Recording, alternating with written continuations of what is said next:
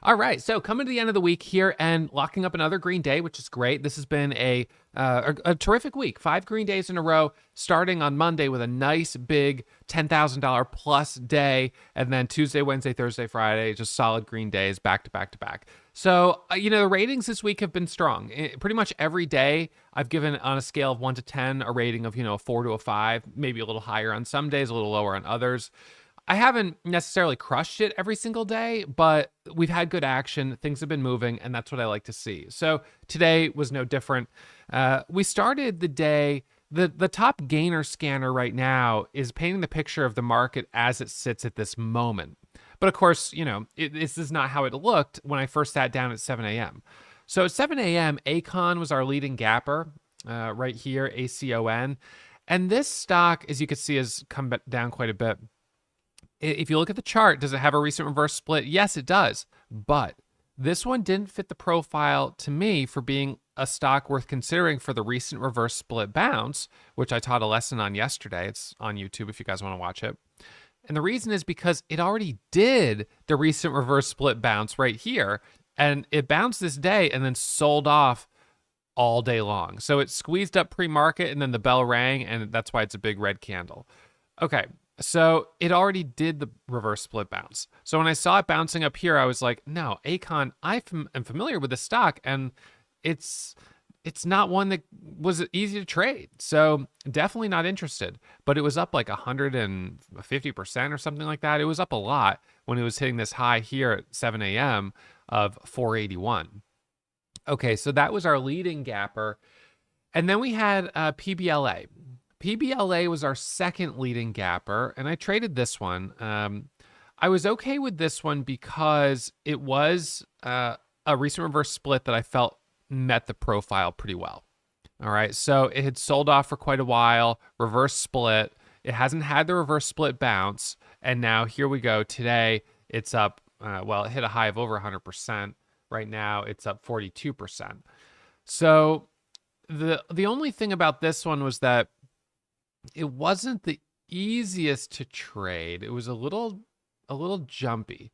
All right, so it pops up here at like 5:45 a.m. and then it sells off completely. Goes down here is well below VWAP, and then squeezes back up at about 7:10. Goes up here to about 7:20 and then comes back down to the VWAP. Now, if you recall from my last couple of days of trading, I have had both on Wednesday and Thursday, my first trade was a loss, and I went into the red, and then I spent the rest of the morning recovering that loss before finally finishing green. So today I was like, let's try not to do that. Let's be a little bit more picky on that first trade. So I ended up being pickier on my first trade, and I got in PBLA at about 7:30 for the break of $6. All right, so this one was a very quick flat top breakout scalp. So I got in at $5.99, $6 here, and it went up to about $6.30, and I locked up $450 of profit on that trade. Not bad, right? Yeah, it breaks the ice. It's a green trade. I got to be grateful for that. Is it a home run? Of course not. But it's a base hit, so I'm getting myself in the green. It sells off here, and I added at 580 and 560 for a bounce trade. I thought 580 it was going to hold support of this blue ascending support line, but then it went lower, and so I added down here off the 20 moving average. Yes, this is an averaging down situation, but I was averaging down off of key. I was adding on a key level, and then I was adding on another key level, which is the 20. I could have also added at the VWAP, but at a certain point you got to cut it loose. Anyways, it did bounce up. I got a nice little win on that. Then it sells off a bit more, comes back up. I got back in as it broke over VWAP right here at 530. Goes up to about 550. It pulls back down. But these were all small winners. This wasn't like, none of these were big winners, as you can tell. And I'm only up like $800 on the stock. So, it ends up dropping down, kind of going sideways. And then at the open, pops to VWAP and then fades, halts down. And that was it. Okay. So that was the first stock I traded. But it got myself in the green $800. So then PCSA from yesterday starts popping up. And when it first started popping up, I was like, I don't know, guys. I'm not sure I trust it. Yesterday it made a huge move, no doubt about it. But there were sellers all day long on it yesterday. And I was like, I think we're going to see an offering, right? I think we're going to see a news of an offering. So I was like, I don't know about this. Anyways, it pops up here to 640. It sells off. And then it came back up. I took a little trade here on the break of 640. I ended up making about $300 on the first trade. And then I got back in. Where was my second trade on it? My second trade, I got in at about, it was right actually here on this candle. I got in for the breakthrough 690 for the squeeze through 7, and it failed. So I lost 200 on the second trade. My first loss of the day, but a small loss. And then I was like, I'm done with it. Guess what happens right here? News of the offering. Boom. So we did get the offering news. Kind of thought that would happen. $7 million offering, and it was priced at $4.50. Okay, so then CRBP comes up. And when it first hits the scanner at about $10, the spreads were crazy. I mean, it was like $10.60 by $10 or $10 by $10.60. Big spreads. So that was down in this area here. So I was like, no, I can't trade this. Goes up to 11, all the way up to here, almost 13, and then drops all the way back to 11. 2-point drop. Big spreads. Pops up, drops down. Comes back up right here, back to 13. And on this move, I ended up getting in with 500 shares. I was like, you know what? I'm just going to take 500 shares. Let's just see what this wants to do. And as it's going higher, I'm scaling out into profit. So, made like $500 on it. Not a lot, about $1 a share average. Then it drops here all the way back to VWAP. Then it rips back up. And when I saw this sign, this might be a little hard to read, but once you see it, you can't unsee it. These are little devil horns right here. And like those are the eyes. This is the face of the devil. This is, when you see this on a chart, you want to steer clear. So once I saw that, I was like, oh man, it's the topping tails that kill it. The drop, the bounce back up. Then it comes back up, and then it drops again. And then it comes back up again. And I actually traded it right in here. I got in, I was like, you know what? I'll take a small trade, 250 shares. Let's just see. Maybe I can scale up to 2,000 or 3,000 shares, but I'll just start small.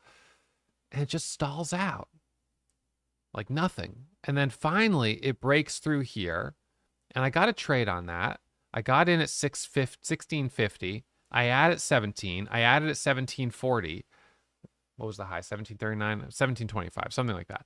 I was looking for that squeeze higher, and then it drops back down right here, and I stop out break even. And I was like, gosh darn it, this is annoying. At the open, I got in at 17. It pops up here to 1850. I took my profit. It drops back down. Then it rips back up and halts up. Then it opens lower at 17, dips to 17. Then it rips back up. Then back to 17. Sideways at 17. Sort of, there is some support there around $17 a share. But honestly, now it's halted up at 20. I just didn't feel like I could tolerate the risk.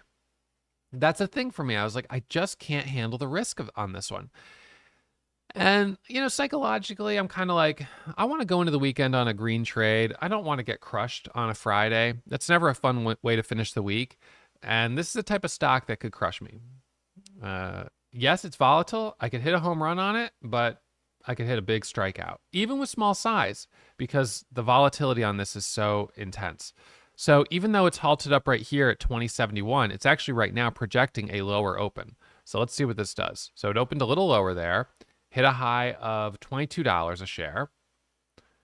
But if you look at the level 2 on this, and this might not be the best example right now, but so, fairly big spreads. Sellers have been stacked at the whole dollars. So there's a seller at 22 right now. Next halt level is 22.50. So it blew through that. So now you're getting some, momentum. And it's just this issue of like, all right, well, do I get back in this thing, or do I just accept that this one for me was not the easiest to trade and I just don't want to push it? And I'm going to be more conservative today. Part of that is it's early in the year. While it's later in the month, it's early in the year. I want to try to be consistent. I want to hit my base hits. I know that those add up.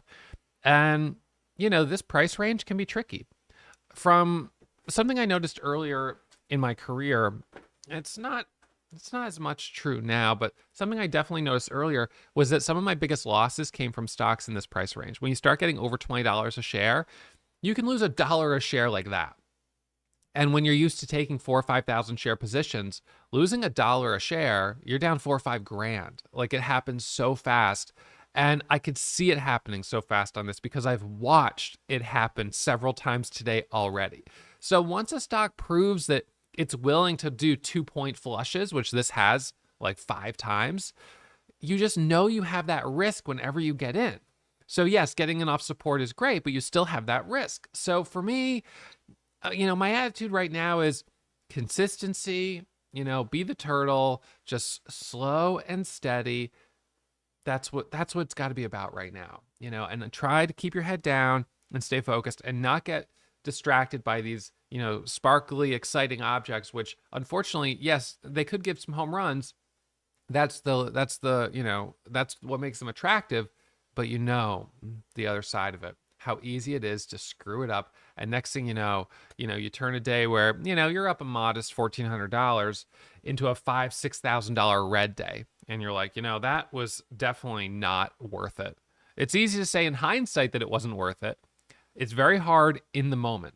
So one of the challenges right now is that because this is going higher, it would be very easy for me to say that, I'm a dummy, I'm stupid for not buying this, right? Because hindsight's 2020, right? So if it had gone lower and on the resumption had dropped and halted down, you look like a hero. You're like, that's right. And it's very difficult when you spend your time judging yourself sort of in hindsight, because the fact is, in the moment, I was working with the knowledge that I had. I was working with what I had already seen, and I made, at the moment, what felt like the right decision. And I think it was the right decision. Even if the stock goes higher and I could have made money on it, I could still say that it was the right decision to not take that trade, because at that moment, the downside risk for me outweighed the upside potential, is the way I was analyzing it. Now, you could argue that my analysis was off on it, but I don't think you can underestimate the fact that this definitely had, or discount the fact that this definitely had, 2 points of downside risk, considering we'd already seen so many of those flushes. So, I guess I urge you to be careful when you're kind of qualifying your decisions during the day as being good decisions or bad decisions by doing it based entirely on the outcome. Because you can also I could have bought 20,000 shares and I'd be up 60 grand on this, right? In theory. I could also be down 60 grand. So if I was down 60 grand, I would look like an idiot. Like, that was so reckless, gambling. What was wrong with you? But if it works, then you're like, oh, you get yourself a pat on the back. You got to be careful about that. You don't want to give yourself a pat on the back when you break your rules, you take bad quality trades, and you just get lucky. Because there is a degree in the market of luck, right? I mean, we don't know what's going to happen when we take a trade. We have a degree of predictability based on the patterns, pattern recognition, and this and that. But then there's that rest of it that's kind of just up to the luck of the draw. The same exact pattern on one day works well. The next day, it fails. Same exact pattern, on 2 different stocks performs differently even on the same day. That's just kind of like the type of thing that we just deal with. So yesterday on PCSA, one of the reasons I think it didn't go as high as it could have was because of the offering that was coming. We sort of knew that. And then all the shares that we were seeing being sold. So, that one, that's sort of that luck factor. Like, that company was doing an offering. Another company not doing an offering, you could get a much bigger move. So, right now, CRBP is showing a 23.94 resumption. So it's like, all right, it's gapping up $1.50 a share. There's no doubt that there's going to be some traders that lock up some big gains on it. I'm not going to be one of them. And I have to remind myself that that's okay. And I have to look at this and say, hey, you know what? That's a good day. That's more than a lot of, average people make in one day of work, which really realistically was only like 3 hours of work. And let's not forget that this is just one day in, for me, what is a long track record of profitability. So, you never want to allow one single day to hijack you and potentially blow up your account. I think that, when we're talking about blowing up accounts here, whose accounts are potentially getting blown up on this kind of move? I mean, probably short sellers who shorted too early, got on the wrong side of it, and, now they're getting squeezed out.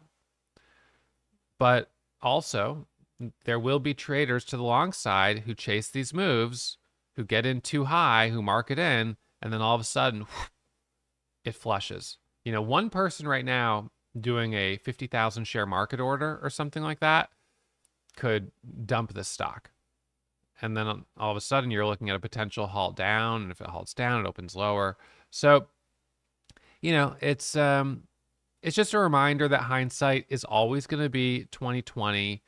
And if you've made a little bit of profit, you've done a great job. And you should be proud of yourself for that. And if you spend all your time comparing yourself to other people or, doing the hindsight analysis of every decision you made and showing how it should have been, could have been, would have been better if I had this, and this, you're going to get yourself into a real emotional spiral. Right. So, that right there is like a 5-point move from the top of 27 down to 22, halt level down 2258. So, for what it's worth, on even just 2,000 shares, it's a $15,000 swing. It shows you how quickly money could have been made on this if you had the courage and the confidence and the cushion to take the risk, but how quickly you can give it back. So that's something I say all the time. Easy come, easy go. This one definitely made some big moves today. It would have been nice if we didn't have these topping tails, because these all, I think for a lot of traders, create a real sense of risk. And I think for short sellers, this probably created the belief that it was going to fade down, which ultimately, didn't happen. But even this halt up right here, the fact that it opened lower and then topping tail, man, that halt up there, it's like, is that going to happen again? Because once you see a pattern happen once, you start to worry about it happening again. So anyways, 3 stocks I trade today, finishing the day up $1,405.32. Not a huge day, but, most likely, if I can help it, I won't have any record-breaking trades this year, which is, I don't want to have any record-breaking losers for sure. And to have a record-breaking winner at this point would require me to take a level of risk that I probably wouldn't be comfortable with taking. My record-breaking week was during GameStop. And, short of us having another GameStop type of trade or stock, I just don't see that happening anytime soon. And so that means nothing this year should be a record breaker to the upside or the downside. So each day is just in between. There'll be green days, there'll be red days, but none of them should be significant enough to really emotionally move the needle for me. It's just coming in, locking up a couple of trades, and then moving on. So, a couple weeks ago, I had a red day. It was last Wednesday, I had a red day. And I said, if this red day is going to be water under the bridge, 3 or 4 days from now, 5 days from now, I don't want to spend another moment thinking about it. And here we are, a little over a week later. I recouped all of those losses within like 3 days. So I'm not going to spend time getting bent out of shape over a couple of red days. I'm not going to celebrate or do anything crazy when I have a couple of green days. I'm just coming in and focusing on consistency. That is what it takes to be a long-term trader. There's a lot of traders who come in, they go big, and then they blow up. And when you're a newer trader, there is a feeling of, I have kind of nothing to lose, right? Because, if this doesn't work out, then it doesn't work out and I'm just out of the game. But for traders who have been doing this for a long time and who have invested years and years or decades or more of their life into this, we can't allow, we've built up too much. We have too much time in this to ever possibly allow one day, one trade to end it all. So we're constantly thinking about risk. And that's something that really does separate the beginner traders from the traders who've been around for a long time. I see a lot of beginner traders who will make, $50, $100, $200,000 in short order, within a few months. And then they'll lose it all in a couple of trades, right? And some of them will reset and rebuild, and others are just out of the market. I think more just leave, they're gone. So it's just something to think about. And I really think that to be a successful trader long-term, you have to be consistent. You have to be disciplined. You have to be patient. And I'm not perfect with all those things by any means. There are times where I, lose my patience and I get frustrated. I take a FOMO trade. I'm subject to that just same as anyone because I'm human. But traders that will succeed long term will more often than not be able to maintain that control of themselves and walk away at the right time. That's the big thing. Walking away at the right time. So maybe some would say I walked away too early today, but on the other hand, got $1,400 in my pocket. I'm finishing at my high a day. Can't really complain about that. So I'll be back at it first thing on Monday morning. And I want to remind you, as always, trading is risky. My results aren't typical. So manage your risk, take it slow, and we'll see you back here first thing Monday morning.